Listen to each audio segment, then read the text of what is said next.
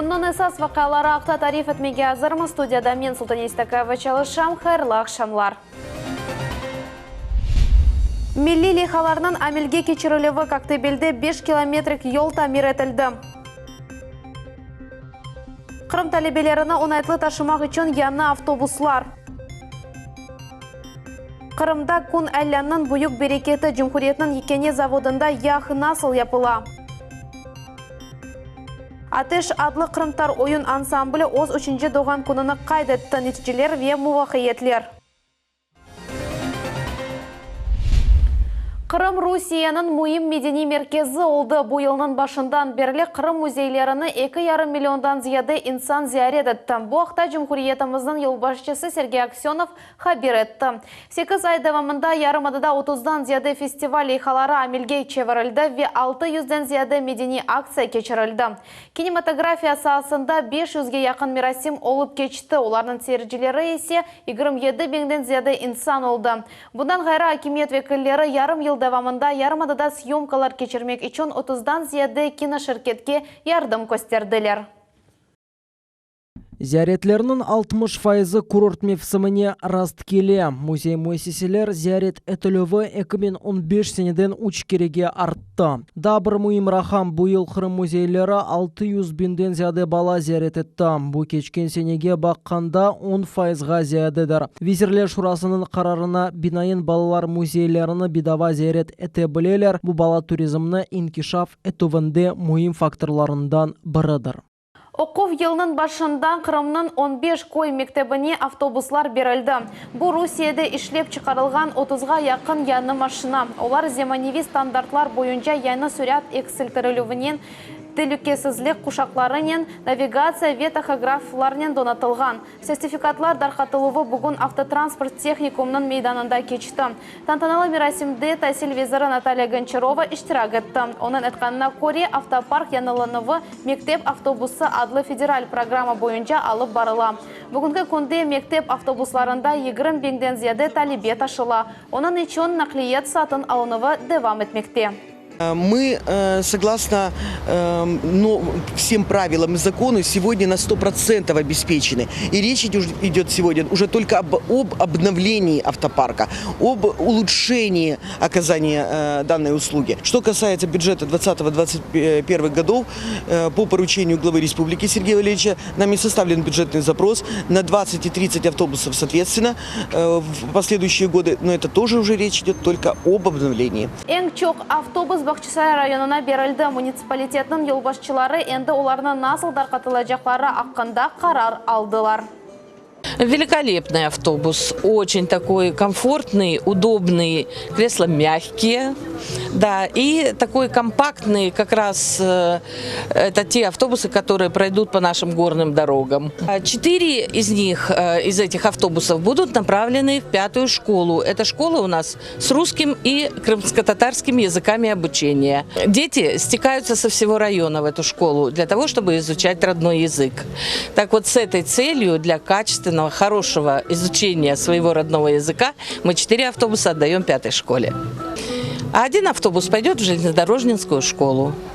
Коктебель kasabasında 5 kilometre yol tamirlenuvine 40 milyon rubleden ziyade para masraf etildi. Bu hafsız ve keyfiyetli araba yollar adlı milli liha çerçevesinde eksploatatsiyaga tapşırılgan 1. Mart'ta. İşçiler asfalt ve kaldırımlarını gayrıdan tamirlediler. Sızıklar çizildi ve piyadeler geçitlerini yerleştirdiler.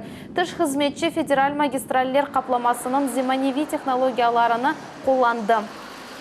Параллельно мы решили ряд основных таких вопросов, которые важны для Коктебеля. Это мы восстановили все тротуары и дополнительно отсыпали дорогу, подъезд к джазовому фестивалю. На сегодняшний момент все работы завершены, никаких нареканий к качеству нету, все могут воспользоваться данной дорогой.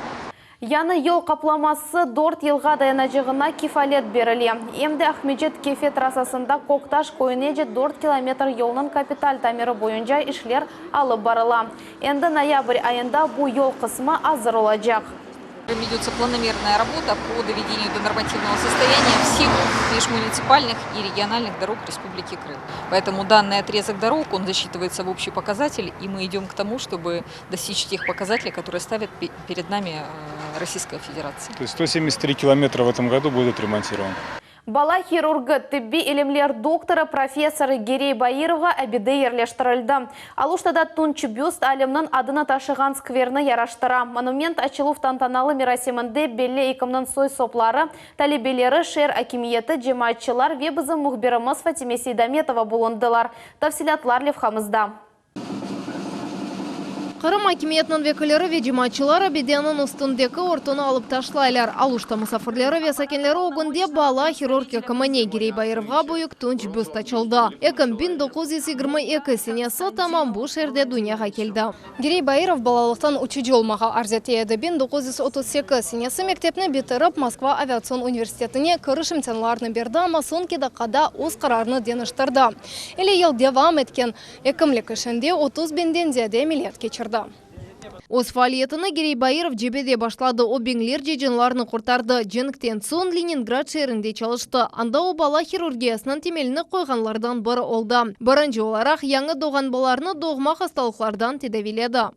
После очень трудных, продолжительных бесед, разговоров, мы наконец-то установили памятник великому уроженцу Алушты, детскому хирургу Герею Алиевичу Баирову. Оер вақыт ярдым етмеге ефселер бермеге тырышайды, деп қатырлайды Дилявер Ахмолаев. Тиби институтында Дилявер Аға Баировның китапларындан бөлгі алды. 4-ші курста оқыған вақыт екімнен шақсен танышылды. Бұндан сон оның реберлігінде диссертациялар yazdı. O herkesin fikrini dinledi. Kimse yok demeydi.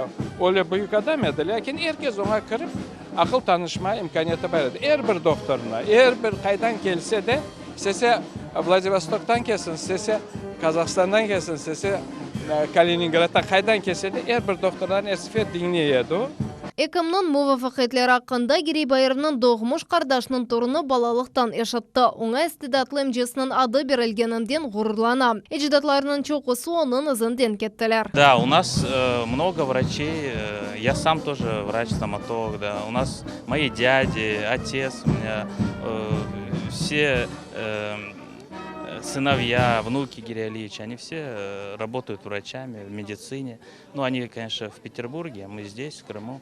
Енді муафақетлі екімнің босты туған шерінде Герей Баировның адыны ташыған скверны яраштыра. Абиденан лихасны екілтра Шайдыр Алиев яқын екі ел çalışты. Сонки ярым елда енді тұнчтан ясалған нетижені тақдим етті. Здесь вот тот его возраст, который наиболее характерно отвечает его портретным сходством, его психологическому состоянию. Абиденан тантаналы açылууда Алуштаның küçük сәкенлері Қырым татар қайтарма ойынын ижра еттілер. Қырым Тибби Академиясының студентлері Герей Баировның хатрасына көкке биязава топларны юладылар. Он открыл новую часть медицины, это как детская хирургия. До Алии Гереевича Баирова никто от детей не оперировал. Я думаю, это человек, это просто легенда. Он сделал огромный вклад в медицину и в жизни многих других людей. Илмаз Велиева екімнің фаалиетіне бағышланған китабыны тақдим етті. Оның өзерінде Илмаз ханым 3 ел çalışты. Абиде açылуы мерасимінде китаптан ең мерақлы делиллерінен пайлашты. В конце 2016 года Санкт-Петербургский государственный педиатрический медицинский университет, где более 40 лет работал Баиров, учредила именной почетный знак имени Герея Ильича Баирова. И первым обладателем и лауреатом этого знака стал его коллега и близкий друг, президент медицинской национальной палаты Леонид Михайлович Рошаль. Алуштада беде ерлештірілі бойынша эпсешлеріні Герой Крыма адлы жемаат әрекетінің азалары өз бойнуына алдылар. Прежде всего мы нашли средства, мы нашли людей, кто нас поддержит, нашли выходы документальных актов, подали все получили. Невбетеке монументның Қырымның медини пайтақтында бақча сарайда ерлештірмеге планлаштыралар. Шақысының адыны шымдылық илан етмейлер. Ама әрбір Қырым татары оның адыны біле деп ышандыралар. Фатиме Сейдаметова, Виталий Голубев, Миллет Ичун. Сағлам аят тарзы дүния бақышыны шекіллендірмек ве Қырым саясетінде яшлардан умуми іші. Жемхури Али оқув юртларынан 200-ден зияды студенті Февзи Якубов адына Қырым Муедислік педагогика университетінде кечірілген конференцияда топланды. Түгерек маса суал-жевап шекілінде кечті тәдбірде Қырым Муедислік педагогика ректоры Вивернадский адына Қырым федераль университетінің проректоры Сергей Додонов иштирак еттілер. Чоқысы суаллер ятаханелерде ер айрылығы тибби ноқта ве спортив заллар құрылығы мәселелерінен бағылы олды. Здесь мы встречались в основном с лидерами, каждый из них представляет какую-то ячейку, какое-то направление. Это молодежные лидеры двух университетов, и за каждым из них есть определенная, конечно, поддержка студенчества. Поэтому вот главной целью, конечно, было формирование молодежной политики. Мы приняли меморандум, где все это отражено, но и вместе с тем, с учетом предстоящих выборов, мы нацелены на то, что вся молодежь сегодня, та, которая была здесь, и наших обоих университетов, будет обозначать свою гражданскую позицию. Джанкой шеры рекорд костере. Яркое поле койынде 1 гектар ерден аман-аман 17 центнер күн айлан жиылды. Бүгінгі күнде 50 гектардан ярысы топланды. Күн айлан насыл ишлетілгені ве Қырымның яғ заводы насыл çalışқаны ақта Мухаммед Зикирияевның левхасында. Комбайнлар күнайланы жимақтан әвел кой кооперативінің мудиры Юрий Сучков махсус алет ярдымынен дымлылықны ольчей. Вот данный прибор, на нем мы измеряем влажность культуры. Засыпали сюда, получается, культуру. Вот влажность данной культуры 4,5. Это отличные показатели. Урлухлар тешкірівден кечті комбайн машиналары çalışып башлай. Сабасат едінің ақшымға Александр Халапин өз комбайн машинасында күнайлан жия. Техниканың айдавжысы Александр 38 ел девамында айдавжы кресласындан түшмей, күнде 50 тоннаға же күнайлан урлуғыны жия. Работа, внимания просто много надо. А так работа несложная. Кондиционер работает, не жарко в кабине. Все хорошо, условия очень хорошие. Sonra күнайлан урлуқларыны амбарларға алып кетелер. Сейчас подключена у нас только машина очистная Петкус. Вся остальная схема пока у нас отключена, так как идет первичная обработка подсолнечника. Мында күнайлан қабуқлардан ве чөпліктен темізлене. Урухлар махсус амбарларда тұтыла. Мында күне шавлелері кечмей. Амбарларда 10 градус sıcak olmaq керек. Дымлылық ise 7% тешкіл етмелі. Вот это уже очищено после первичной обработки семечка, которая идет, отгружается сегодня на маслоперерабатывающий завод. Қырымда екені яқ ишлев заводу өз фалетіні бір ел әвелсі башлады. Бір суткада ишхане 40 тоннаға же яқ истисал еті. Бір айда бойлы техника 3 тоннадан зияды күнайланы ишлеті. Данная технология является достаточно совершенной, позволяет получить минимальные потери и высокое качество непосредственно продукции.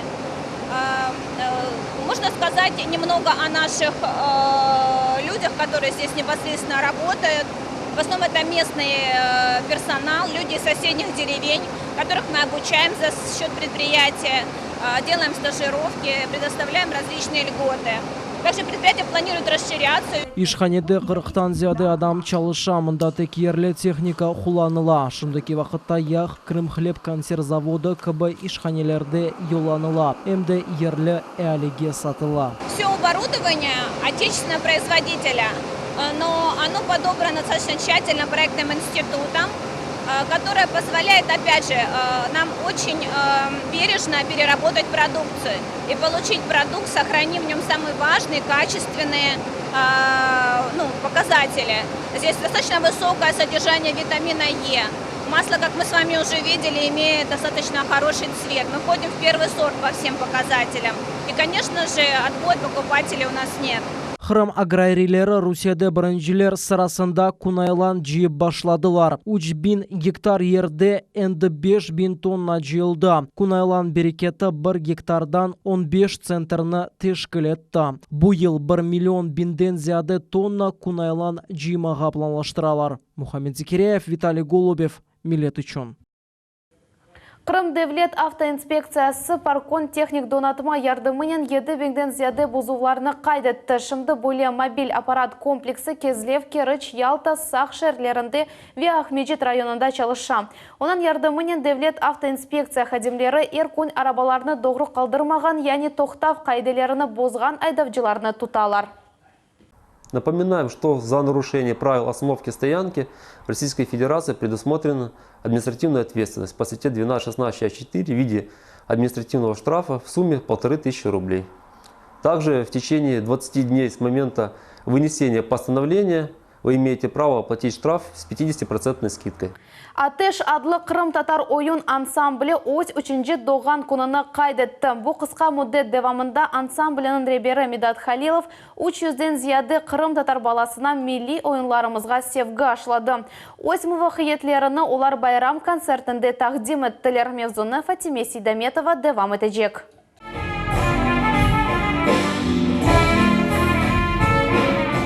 Ағыр ававе қайтарма. Крым татарларының ең ескі ве севімлі ойынларындан біріdir. О ағыр авадан башланаве sonra жошқун қайтармаға чевіріле. Бұ заман бен тақымының ижрасы.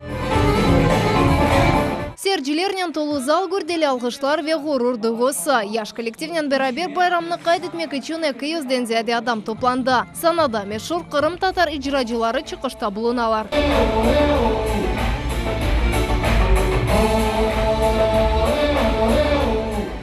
Мына бұл условия көмерде әрекетлеріні ұнытқан ойыншылар ансамблінің ең кішік іштіракчілері. Санаға олар екінші кере чықалар.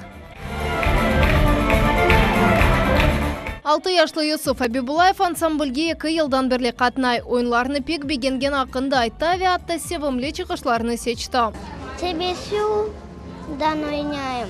Үнчін менкі екі дане урба.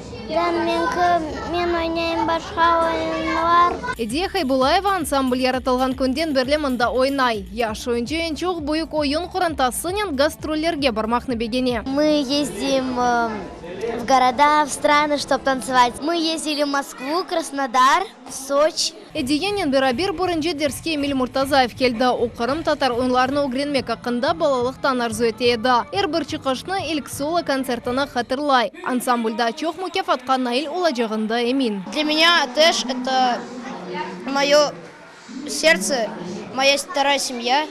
И Медат Халилов, Медат Ага, он для меня второй отец. Медат Халилов озу бұрынжы дерсіні тебес сөмнен қатырлай. Ансамбльның тарихы 5-6 кішіден башланды. Кто-то из них плачет, кто-то боится, а кто-то балуется. И не знаешь, как это собрать в кучу. А на сегодняшний день, да, конечно, получается. И общие репетиции на 260 детей собрать, провести. Медат Халилов им гимнастика им деземаневи ойынларнен уғрашты. Сондра Крым татар ойынларымызда тоқталды. Оз талебелеріне де бозы медениетімізге тамам более сепгашлай. Раньше было так, что дети приходили и спрашивали: а вы научите нас лезгинки? Кто-то спрашивал еще какие-то разные танцы. Да, конечно, Балаш, научим, заходите, проходите. Главное, чтобы они зашли. Когда они заходили, после первых занятий, конечно же, они забывали о остальных танцах. Они начинали любить именно свой крымстатарский танец. Атешнан адымлары кычык олсалар біле, бұл мұвафақиетлі вейменлікнен атылған адымлар оны бұйық арзуға якынлаштыра. Бұл арзу есе бұттон дүнияда ең белі Крым татар ансамблі олмақтар. Фатиме Сейдаметова, Асан Зивадинов, Милет Ичун. Ичкі қасабасында яны район ЗАГСы açıldı. Капиталь тамиратқа жымхури бюджеттен 10 миллионға яқын рубле масраф етілді. Енді ерлі сәкенлерге зиманеви бинада айлелер құрмаға бала доғуларыны вето юбилейлеріні қайдетмеге имканлары берілі. Тантаналы açылуф мерасимінде біздің телевизион тақымызда болынды.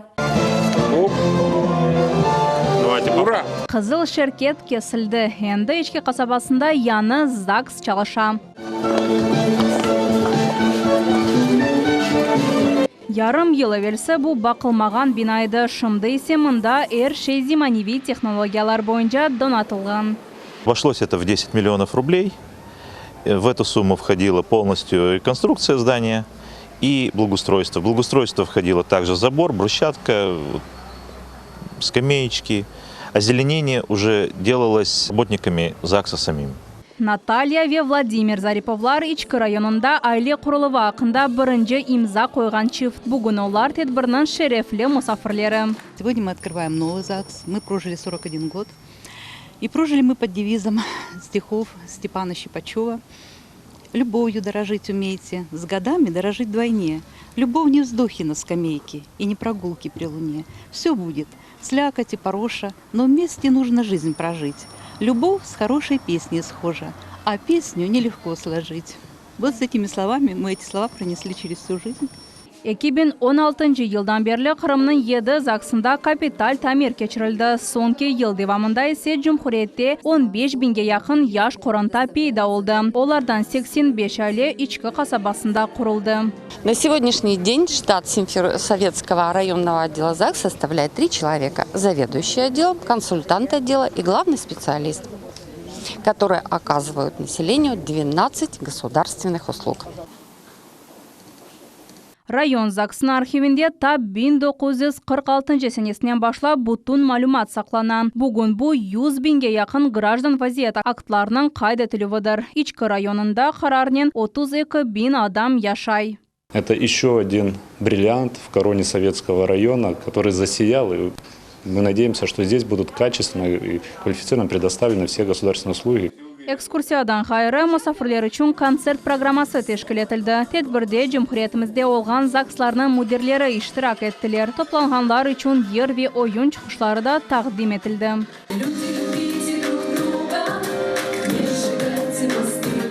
Tedbirinin sonunda bayramның musafirleri koke beyaz gogercinlerini uçurdular. Bu muhabbetlik, tınçlık ve sadıklık timsalidir. Zaks xadimleri aytkanına ko'ra bu adet aile tizginlerinin sayısını arttıra. Naciye Isayeva, Sibila Mehmetova, Dmitriy Nizavoy, millet için. Kırım oy sakinlerini sıcak avanin çok vakit kuvandırmayacak. Endi bugün Yarımada territoriyasına soğuk frontal bölük geli. Köçlü yağmurlar yağacak, hava ise 26 gradusgacha sovuyacak. Rahatlık günleri ise yağanaksız geçecek. Bazar ertesi gününden Kırım sakinlerini keninde sıcak hava bekley. следующей неделе снова будет тепло, 25-30, без осадков, и лето продолжается, и бархатный сезон продолжается, и вода теплая, западное побережье 22 градуса, южный берег Крыма 24. Жизнь здорово! Гидромедцентр мерkezinin tahminlerine göre sentябрьнің орталарында hava bayağı soğuyacak. В середине месяца, 15-16 сентября, все-таки похолодает не так, как сейчас, незначительно, а значительно. 18-23 градуса будет держаться максимальная температура воздуха, и пройдут такие затяжные дожди. Гоңлюм Ерлай сақ шәрінде Қырым-Татар Қырым ансамблі бойле серлевалы концертны тақдим еттілер. Солистлер сeyircilerге ескі халық йырларыны ижра еттілер, ойынчылар есе озгун хореографик саналаштыруларны бағышладылар. Қырым-Татар музыкасындан бізім телевизион тақымымызда зев қалды. Қадиф перде көтірілді, сақ шерінде медениет евнің санасында Қырым ансамблі. Sanada 12 oyuncu orkestr akompanimentı ile Dügun adlı Kırım-Tatar oyunu icra etti. Kemane, saz ve dare çalgı aletleri seyircilerini eski Kırım-Tatar muzikası muhitine daldıralar. Her bir insan şu yaşayışta, şu ömürde çeşit halda bulunur. Bir vaxtları kuvana, kule, bir vaxtları ağlay. Ama şu İçinde olan duygularını anlatması için elbet kimer vakit zor ola. Ama biz ona bir anahtar taptık. Bu bizim eski yıllarımız. Kırım ansamblinin konsert programması Gönlüm Yırlay dep adlandırıldı. Bu halk nağmeleri ve onların zimanevi şekeleri. Dülber ve parlak milli kiyimlerde ağırava ve haytarma, tım-tım, yavluk ve çoban vokal ve oyun sanalıştırıları takdim etili.